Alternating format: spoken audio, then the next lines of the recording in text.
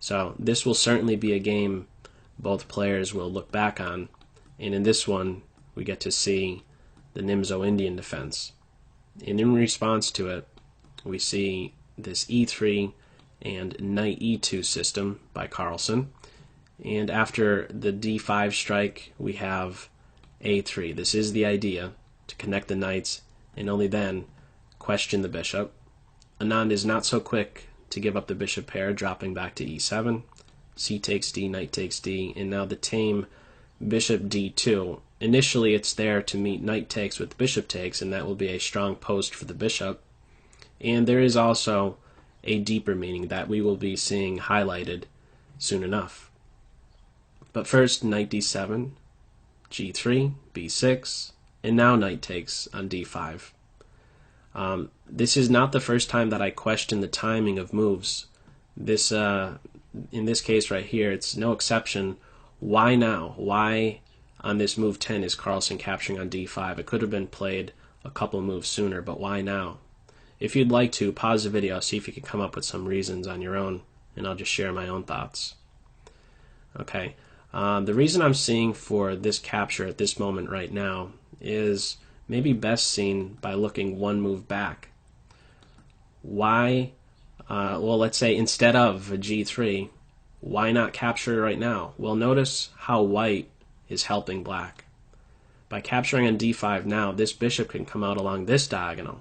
And so after g3, knight f6, again, it could play to f5, it could play to e6, maybe there's ideas of bishop h3 stuff.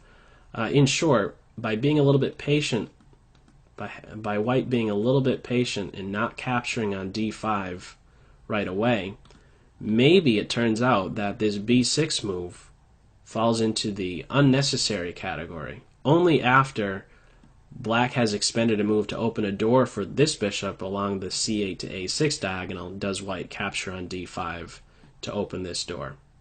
And I say maybe it falls into the unnecessary category because there could be some purpose behind b6. And that purpose, the only purpose that I can see behind it, is to eventually play c5, where at that point, if there ever is a capture, black is there to recapture with the pawn, resulting in a hanging pawn structure and maintaining control over the d4 square. This is not a direction we go in this game. We never do get to see c5 by black, but again, just some things to think about regarding the timing of moves and the potential structural changes that could come about, and whether or not b6 maybe turns out to be purposeful or not so purposeful.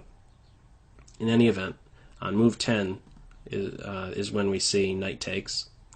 We have the recapture, the bishops come out, and now that deeper meaning of the bishop d2 move, we have now bishop to b4 offering a bishop exchange. And to be more exact, we have the offer of white's bad bishop for black's good bishop, something that we can infer by the fixed nature of the pawns in the center. And this tension is maintained, and it might be a bit appealing to capture.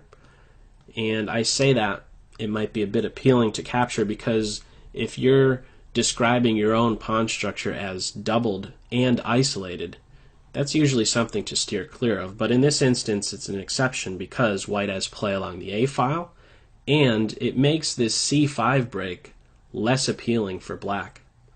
Why is it less appealing? Well, notice what would happen after the smoke clears. If we did enter this structure, notice the wonderful home for the knight on the d4 square. This is not a direction black wants to go in. So just some food for thought of what would happen if this capture occurs. Instead, it's knight f6, white castles, both players get a rook on a half-open file, and now c6 to reinforce